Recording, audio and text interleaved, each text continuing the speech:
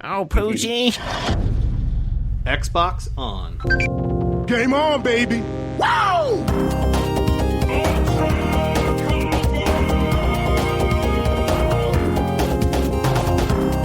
Don't make a girl a promise you can't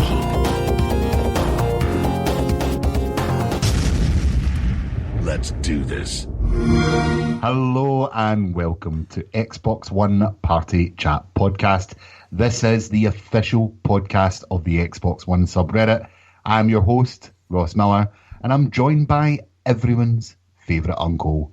It's Uncle Jessy. Hey there, everybody. And our Lord and savoury snack, Jesus Christ. That would be me. Hello. So, guys, we're just going to be quite honest here. We are recording this live via Skype, so sorry if the audio quality is not there, but we've had a nightmare trying to record. This is our third attempt this week, and we're just crossing our fingers that everything goes well. Gotta love technology when it doesn't work. If anyone's wondering, my computer was just formatted about 10 minutes ago, so this is the freshest podcast ever, according to my PC. It's fresh and cheese. Yes. Fresh If cheese can be fresh, considering it's like, moldy, rotten milk. But anyway. Yeah. Moving on. What has everyone been playing this week is how we usually start this podcast. So, Clay, what have you been playing? I was going to hand it off to Rhys instead. But, Siege? I've been playing some Siege, and I won't spend too much time on that. Been seriously loving the new update that rolled out a handful of weeks back. I'm thoroughly sucked back into that game, and I can't seem to escape. And I keep saying I'm going to play some other stuff, and there was a new update that rolled out to some of the preview members this week that we will be chatting about here in a few minutes that I have been thankfully partaking in. And I was playing a little bit of Gears of War Ultimate Edition. So started that back up again, even though I already own the title. I don't think it was one of those games that I've purchased and has been sitting on my shelf since, a year ago? At this point now, when did that come out? So, and probably over that. I don't think I actually ever got around to playing it. So, looking forward to that. But that's about it. Rhys, how about yourself, man?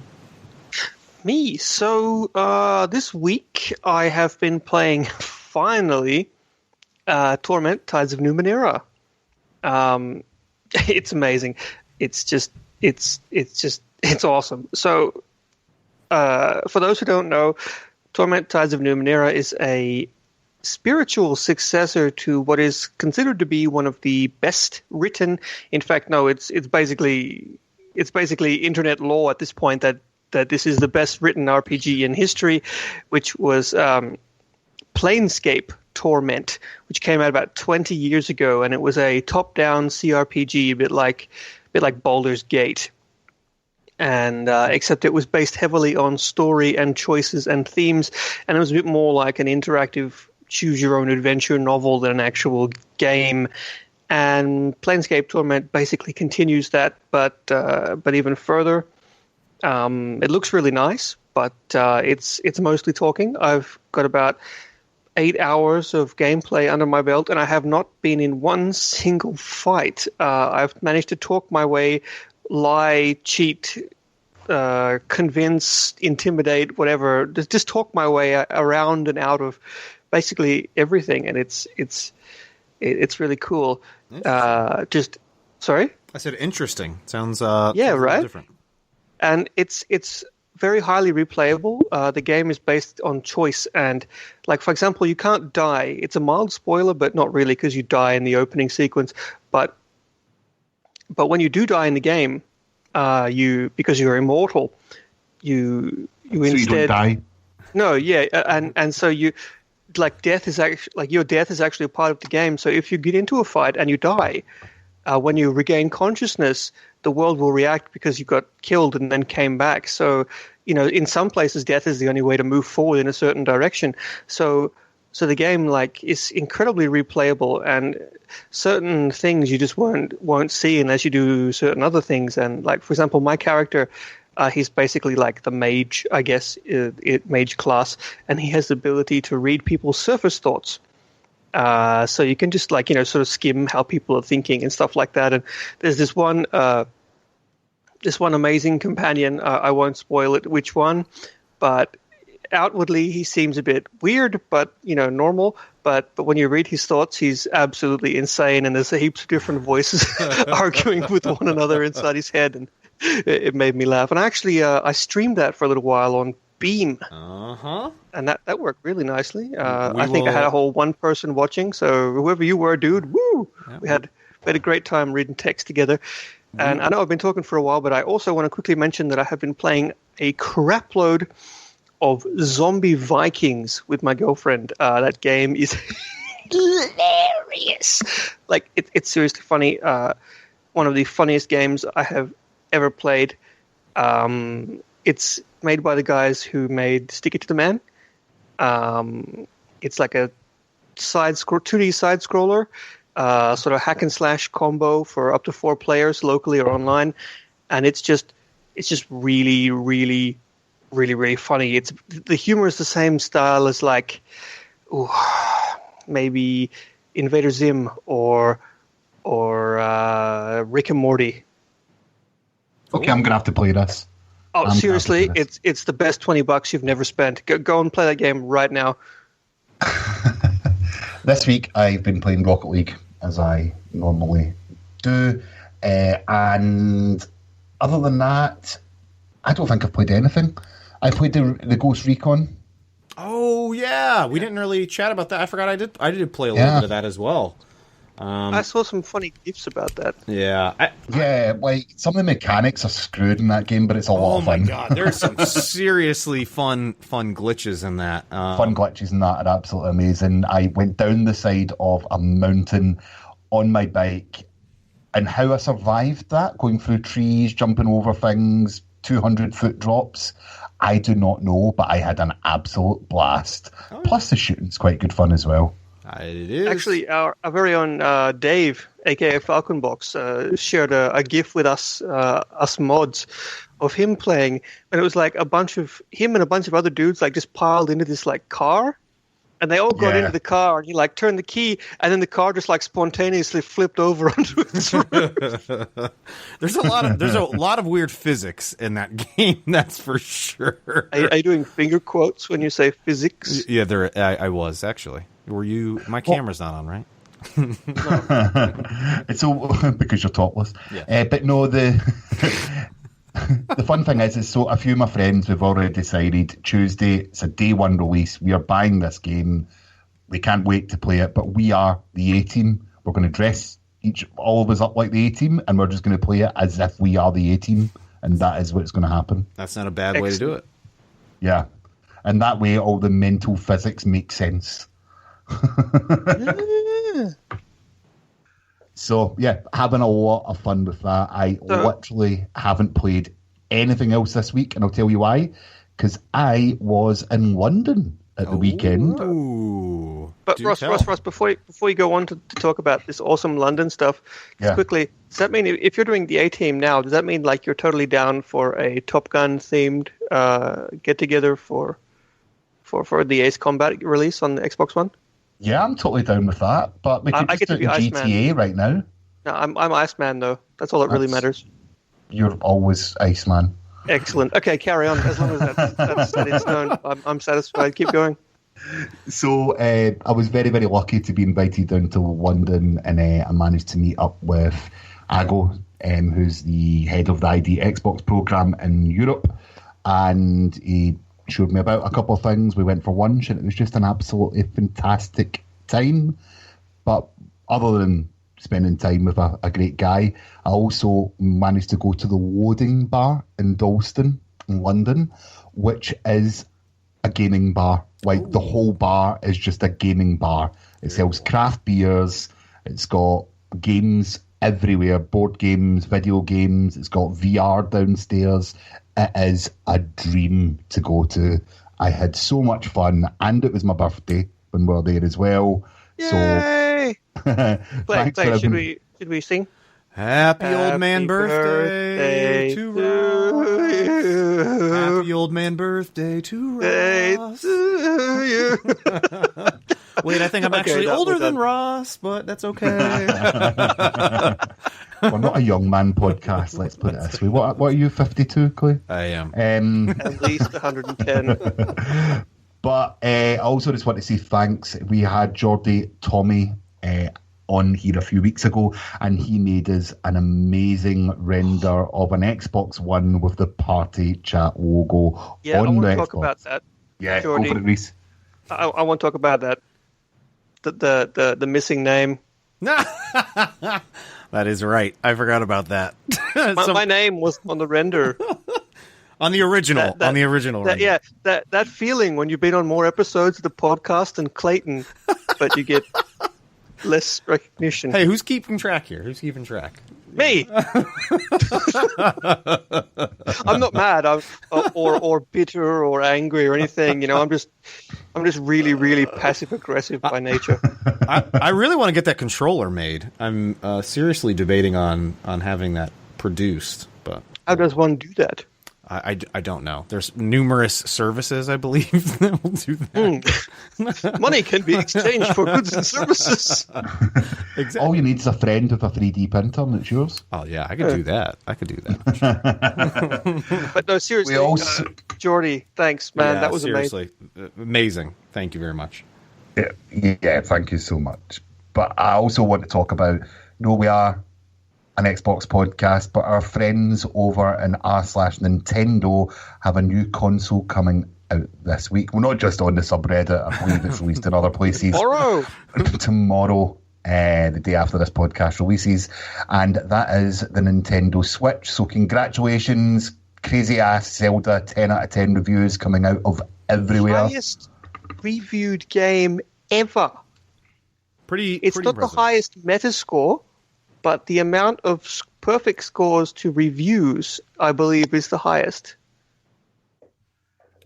I will let you guys know very soon because I will be playing it later this evening. And so will I. Pre-order. Yeah, this weekend I'm having an epic Switch party. It's going to be great. We're going to milk so many cows. Oh, excellent. You know what I'm looking forward to? I have a business trip next week. I will be playing the hell out of this when I'm traveling. So amazing. The major reason why I picked this up is just for that purpose. So looking forward to it. Yeah. Oh, I can see that. Before we move on, Clay, you also had something else to talk about that you were showing off on Twitter, or was it just to us in Slack? The glass thing. Oh, yes. Thank you for reminding me of that. Yeah, over on Twitter, there's a gentleman, Walligator7744, who I've been chatting with on and off for about 6 months now, primarily about 3D printing stuff. But he surprised me. It was also my birthday just recently. Surprised me with a laser engraved version of the Party Chat podcast. So I'm very, very thankful for that and want to say a big shout out. Thank you for that. I am in the works of creating a big new display setup for where I do all of my streaming and video recordings. And I'm planning on using that as part of the display. So thank you very much for that. It was a beautiful job. We'll make sure to include links in the podcast posting for Geordie's rendering of the Party Chat podcast console, as well as this little laser etched glass thing. It looks so good. Yeah, it's of our Party Chat logo. I was kind of blown away by it. So it's really, really dang cool. Very yeah, and also I just want to get in one more thing that happened just now. I just want to say hello to Philly Baines? Philly Baines? I don't know how to say your name, man, but someone sent me a PM today asking me some boring moderator-related question, but they also threw in a PS saying, good job on the podcast. I ain't missed one yet. Wow, so great. In that case, I assume you're listening, and thanks. Yeah. Yay! Woohoo! Why did you send that to Rhys? He's the least entertaining thing on this. I know. I don't even get my name on the console or anything.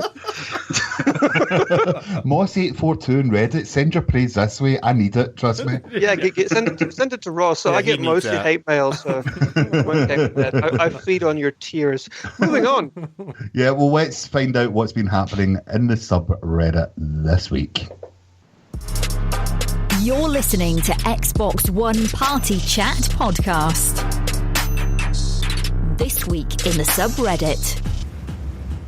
Anyway, the biggest news coming out this week is, of course, Xbox Game Pass, which gives you unlimited access to more than 100 games for $10 a month. And that was posted by user Eric1220. Enjoy that karma, my friend.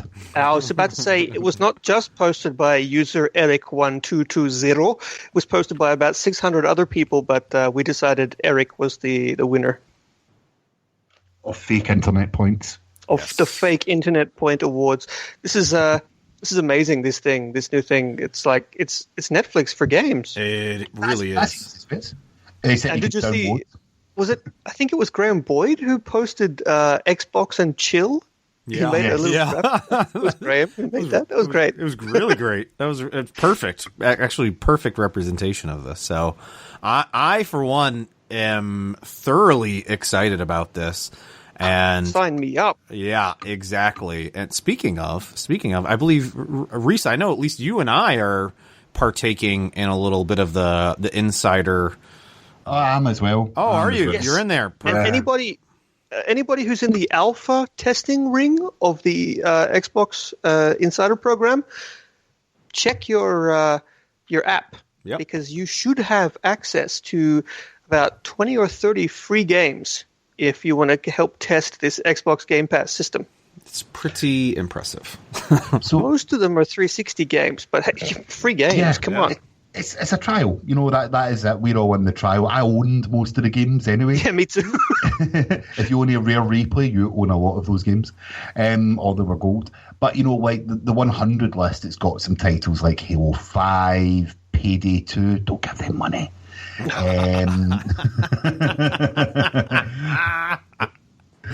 Lots and lots of good fun games. One of the NBA 2K games is in there. Like Lego. Yeah. Batman is in there. Like, for me, this is just amazing. So just to go over some of the FAQs that were released from it. So you're not going to have to need gold unless you want to play multiplayer. And gold members are going to get access to new games before non-gold members.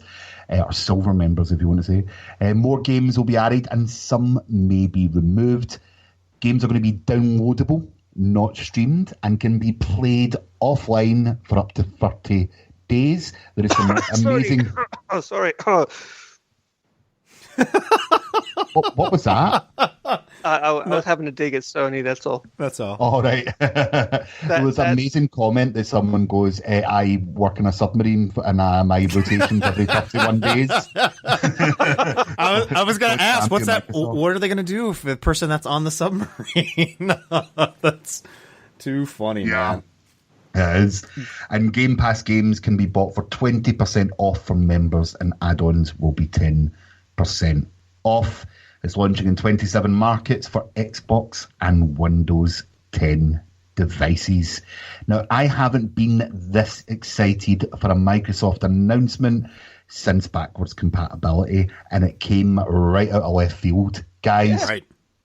It's just a great time to be alive, to quote Sophia. I'm going to be honest, it's an amazing year for gamers already. We've got a whole crap ton of amazing games releasing on the PS4. We've got the Nintendo Switch literally dropping tomorrow with Zelda, which is just supposedly a new benchmark in video games as a medium. And we've got Xbox Game Pass and Halo Wars 2 and so many games just dropping out. It's only March. Right.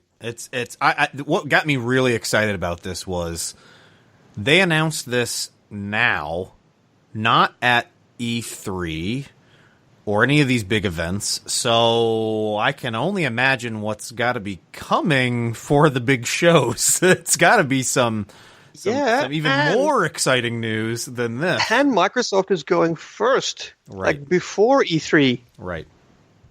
It's Like, I don't have to take time off work to watch the Microsoft conference this year. Yeah, that's me done, basically. Yeah.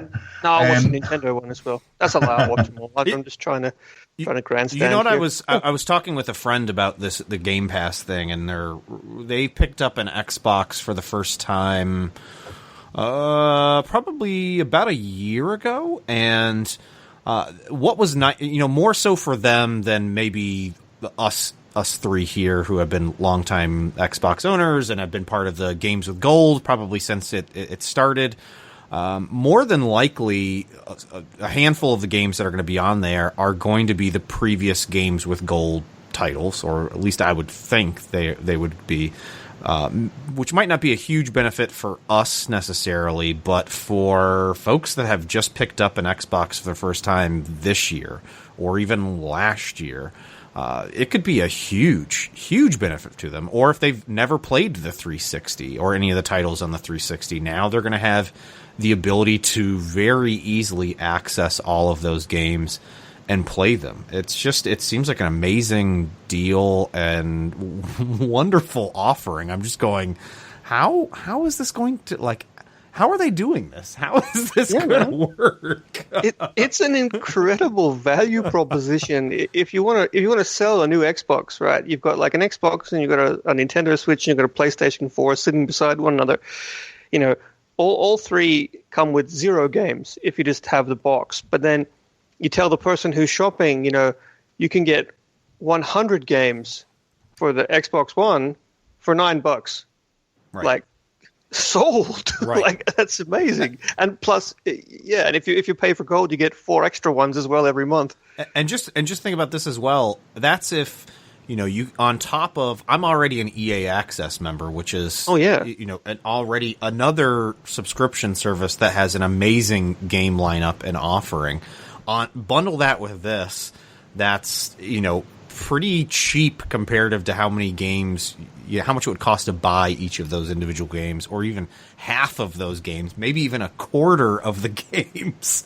It's just an amazing offering. I'm still a little shocked by the announcement of it, and that it's actually, it wasn't only, I think what didn't really quite register was that it was announced, and literally, was it the same day or the next day, it was already rolling out for people to start testing.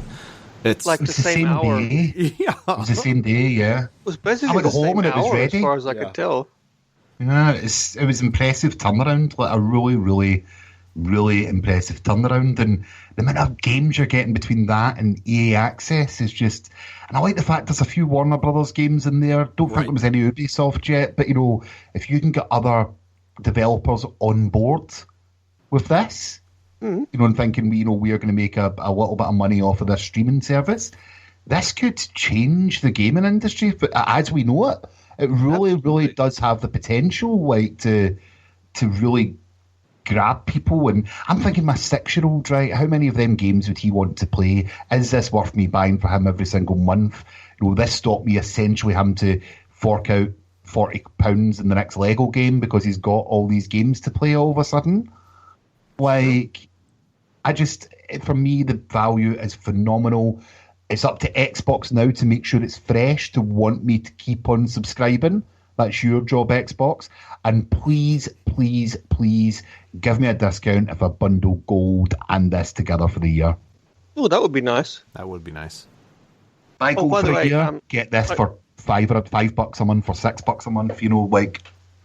Do something, make an incentive for showing commitment to the product by buying in bulk and in advance. Before we move on to the next topic, I just want to quickly address a question that a lot of people raised, and it was very quickly answered by Microsoft, but I think a lot of people may still have missed it, and that is people were asking what happens if you buy or you download a game, say, I don't know, Lego Batman, in March, and then they decide that they're going to take it off the list in April. Basically, the answer is if you download it, you can keep it. As long as you're still subscribed to the service. Oh, that's good. That's actually very cool. So they will not like delete a game off of your Xbox. I didn't realize that. I don't think I even heard that message. I kind of assumed it was the opposite. Once it was Can you gone, imagine how it was angry gone. people would be if Microsoft reached into their Xbox and deleted their game? Netflix does the same thing. I mean, I'm streaming it. If I don't get off Netflix is my ass streaming and watch it, it's I guess it's the same thing. Not the same thing. Streaming versus downloading. So No. Well, guys, so overall, I take it this is nothing that any of us are ever going to use. Nah. No, I'm not using it right now. I don't even own a PS4. I'm going to go and buy a subscription to PS Now out of spite.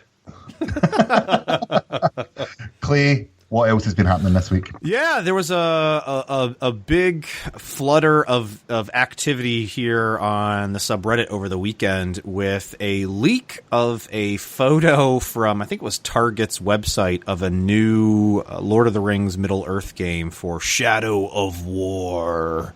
And yeah, oops, or was it purposeful oops? I don't know, but there was a huge amount of interest and activity around, and I think excitement about that game being leaked. And then I think it was on Monday, and a trailer rolled out, which was, I think, no surprise.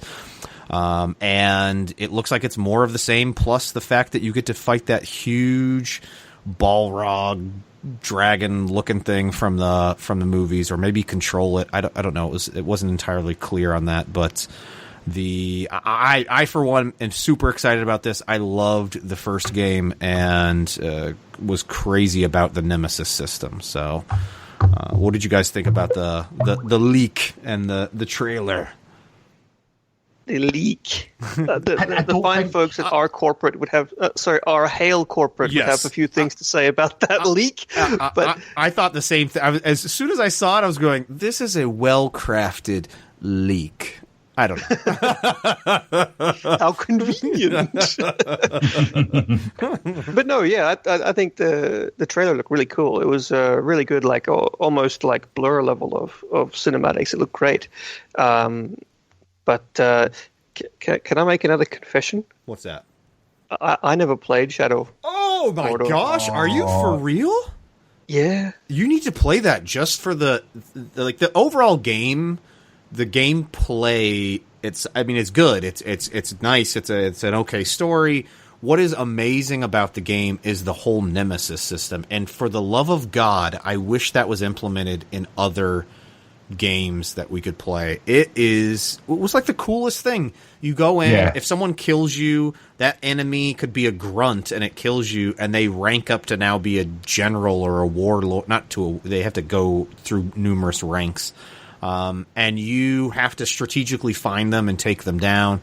And then what was really cool about it, that I didn't realize until playing probably halfway through the game, was that if you killed some of these guys, these warlords or leaders, if you did not chop off their head, they would come back and fill in the ranks later on. And let's say you set them on fire and killed them. They'd come back and would be all burnt up. Or if you chopped off their arm, they'd have some sort of extension for an arm. And they would sort of bring back up some things from that particular fight. And I just thought it was the coolest mechanic for the game, and it just made it much more interesting, and it kept me engaged with the game and kept me wanting to play more and to engage with these other randomly generated enemy AIs, which is cool. I had a brilliant moment in the Nemesis system where you brand your enemies, so you basically get your enemies to fight for you. And then I'd done it for a few of the generals, and we were going for the tier above him, and of course, he's thinking that all his guys are fighting for him and they're going to take down me.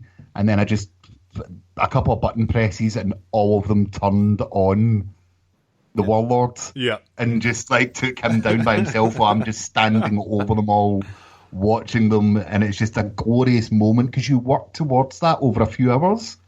And it works so, so well. And the thing that you're talking about, Clay, about the fire, if you set someone on fire and they didn't die at that point, then if you notice, they've got fears but in weaknesses. So if you'd like set them on fire and they've been damaged as a result of this fire, they could then develop a fear of fire, so that you can then like use that against them. It's so clever. It's so smart.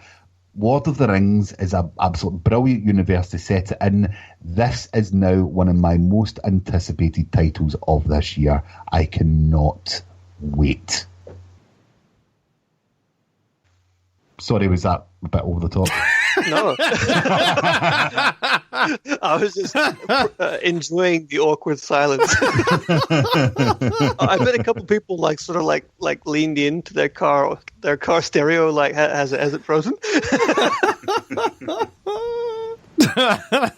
Rhys, Yeah, you can just... what is the rest of the news from the subreddit? Did you ask me? Yeah. Yeah.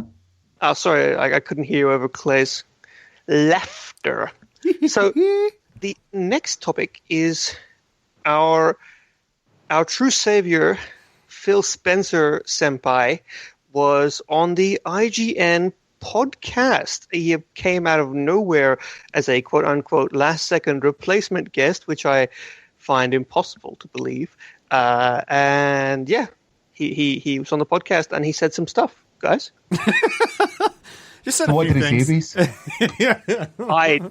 I didn't listen to the podcast episode. Well, it just so happens one of our fellow subredditors, Mosquito Smasher. I don't know why I said it like that, but Why is he Mexican? I don't know. Why did Is you this like a assume new that? game from Rare? Oh, yeah. Why did you assume that was me doing a Mexican accent? That's Well, at least a Spanish accent. a Spanish accent. But they said that the Game Pass has been in the work for 2 to 3 years now. A bunch of games will be going out every month. Not much else they can say about that. They said that E3 changed to Sunday was to give us the news that will be coming out of that, more time, more room to breathe. So that leads me to believe that, again, there's going to be some pretty lofty announcements that they will be doing this year. Dropping bombs. Exactly. Not just this. I can't wait to find out more of the details about this Scorpio console. And also, I still don't know. Are they going to? I can't imagine they're going to stick with the name Scorpio, right? So, what's the official console name going to be? I don't know. Maybe they will stick with it. The Xboculus. Xboculus. Xboculus Rift. The Xbox One Supreme. I don't know. Supreme. I would just maybe stick with Scorpio. Yeah, maybe. Let's see here. They said this was a cool one that I liked. They said that the devs can do what they want with the Scorpio graphics wise, like how for the PS4 or the PS4 Pro, the PS4 Pro. With Horizon Zero Dawn, they added extra power for 1080 broadcasting, which is nice, or not broadcasting, but just display. They say that VR is still an area of innovation and growth, and I would agree 110%. And hopefully there's some VR support, because I think that was my prediction for E3 this year. So fingers crossed that comes to fruition. They've got no plans for handheld, really, but thinks that mobile is still a good platform, but never say never. I don't know what I would do for a handheld Xbox, even like a 360, that I could play 360 titles on a handheld. I would seriously, I would drop some dollars for.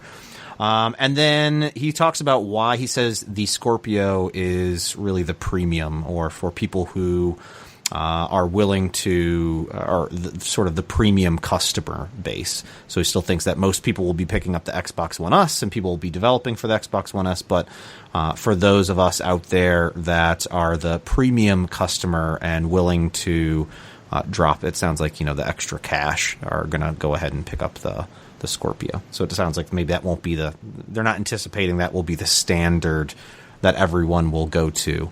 But, that'll be the lofty console option for us out there that are. I really hope that they make it incredibly clear that the Scorpio is not a new console generation, but is just an Xbox One that is slightly beefier.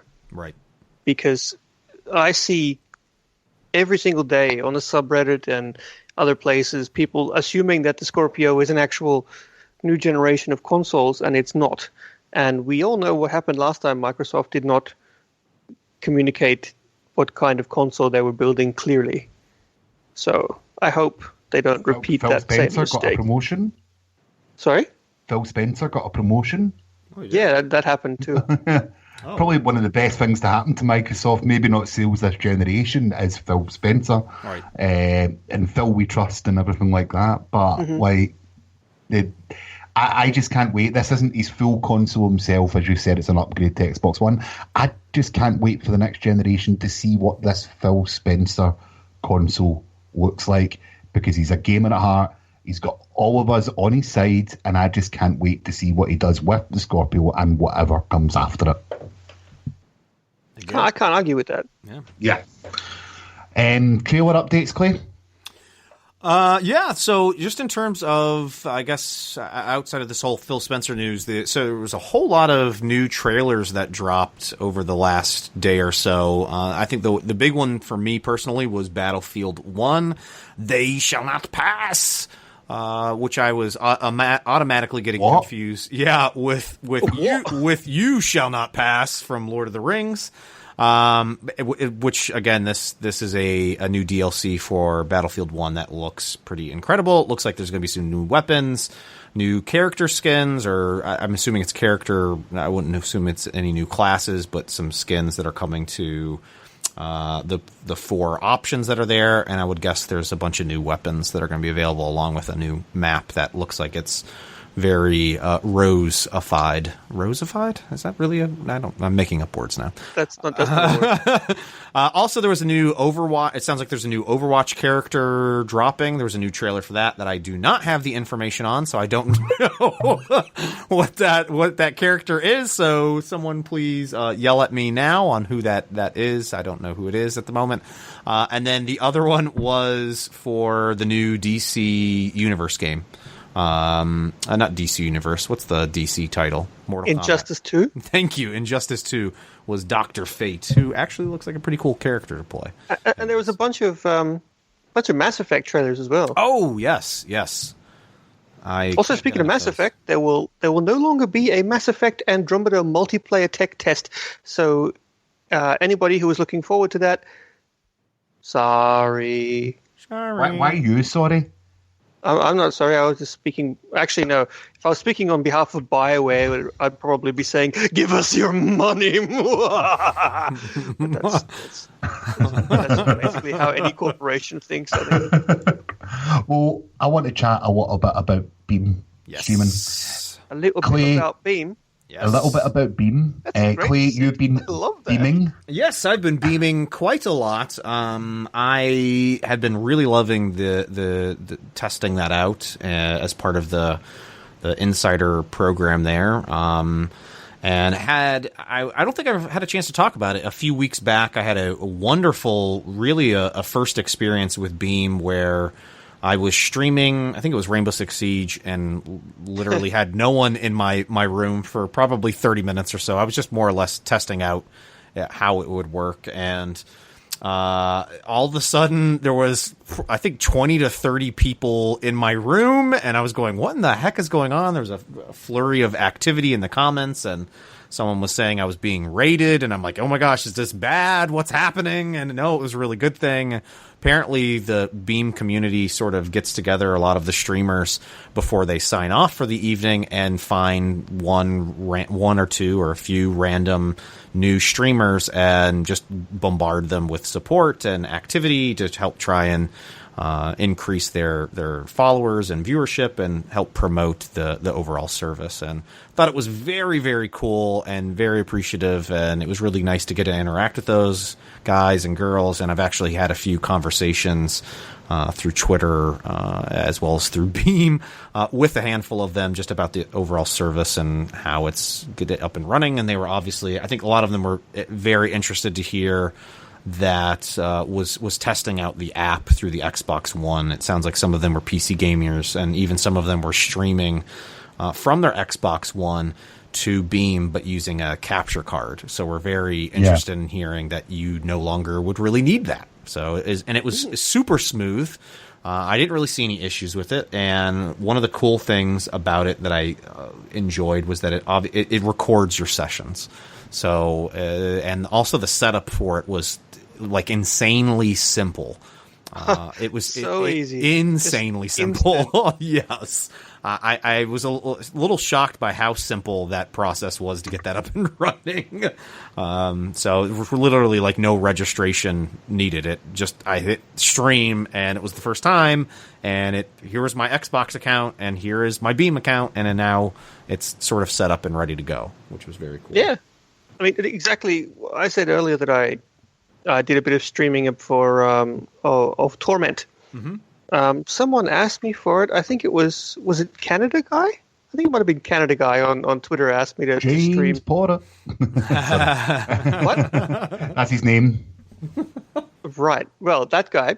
And I'm sorry, man. I'm being a dick here for no reason. But anyway, and I said this on Twitter afterwards, and I'll say it here again. And I got to say, when it comes to Beam on the Xbox One, even though it's just at the moment it's still in like the beta testing, it just works. Right, it does. It works. I just really hit well. Stream and go, and it's nowhere near as clunky or as slow and laggy or as intrusive as Twitch was or is. Yeah, it's so easy. I streamed from a PC a podcast edit of this very podcast. The whole edit, I just sat and streamed it online for people to watch how I edit an episode. And I saw about 4 seconds of that and was like, yeah, I got stuff to do elsewhere. Things. Yes. It was beneficial. Someone asked me, how do you edit the podcast? And I thought I would show them. So there you go. It was at a request. But so I've tried it through the PC using OBS, and it was really simple to use. I've then used it quite a few times for Jackbox. Mm-hmm. It makes such a difference for Jackbox Party Pack. There's no lag? Like none. So as soon as I'm doing it, people can see. So one of the biggest things about Jackbox for me was when you played through Twitch, people were 20 seconds behind, roughly. Yes. So they weren't really seeing the questions on the screen. They were seeing them on their phone. So everyone's head was pointed towards their cell phone. And now with that, everyone's faces are firmly towards the television. So it feels if you get more of an interaction, they're still just using their phone when they have to. And it just changed the game a little bit, made it a lot more entertaining for me in my usual Friday night gaming sessions. And yeah, I absolutely love Beam. I want to get someone from Beam on this podcast ASAP. And I think, yeah, me too. Yeah, Same just so we here. can basically just give them praise, because this is the future, as I would say. I love it. And actually, speaking of streaming, you the gentleman that you interviewed on the last show, Jez Corden, yeah, put up an awesome article on Windows Central and a little clip showing him streaming his game from his Xbox to another, like a tablet or something like that, and showing how low the latency was in between the games, and saying that you could potentially use this as a way to stream your games, and not just stream them for showing, but actually stream to play, which I thought was awesome. I never even thought of that. That's really something to consider. Yeah, we'll wait and see streaming. That I don't know why I never thought of that either. That's why Jez is on the big money. Yeah. You're giving our podcast credit it doesn't deserve. Yes, that's why. Is that why he gets paid to do these things, and we do this for the fun of it? Don't you mean the huge bribes that we get? Yeah, we do it. Ross, that's right. We do it for the internet points, which, by the way, Yes. don't come very heavily with our postings. So No. Not much. I haven't actually asked this for a while, but see if you've listened to this podcast, and there's a couple of thousand of you that do. Like, if you could take a second to review us on iTunes or your platform of choice, we'd be really, really grateful. It makes us feel quite worthwhile. Or drop a comment in Reddit, or tweet us at PartyChatPod. Guys, I think that's us for another week. Yeah, I think we're done. We're just about an hour, and we did pretty good for one take. We only made that 1 or 2 or 10 mistakes. It's pretty seamless, right? Pretty seamless. Pretty seamless. Yeah. No dead air ever. Speaking, before we go, and speaking of Beam and one take episodes, would you or any of you be interested in having us do a live stream episode, maybe a bonus episode that we could put up on our normal channels afterwards, but a live stream episode of the podcast on Beam? Yes? No? Let us know. Yeah, I would be up for that. Yay! I would totally do Yeah, that. and I mean, we probably should get together at some point after the official launch of Beam and play a game together and stream it, and it can be like a game/stream/party chat podcast thing. Can it be Overwatch? No, This is really podcast worthy. it is. Yeah, we're just talking crap. Let's end the podcast here before I make myself look bad. Too late. For another week, Xbox, turn off. Smooth. You're listening to Xbox One Party Chat Podcast, the official podcast of the Xbox One subreddit. Let's do this.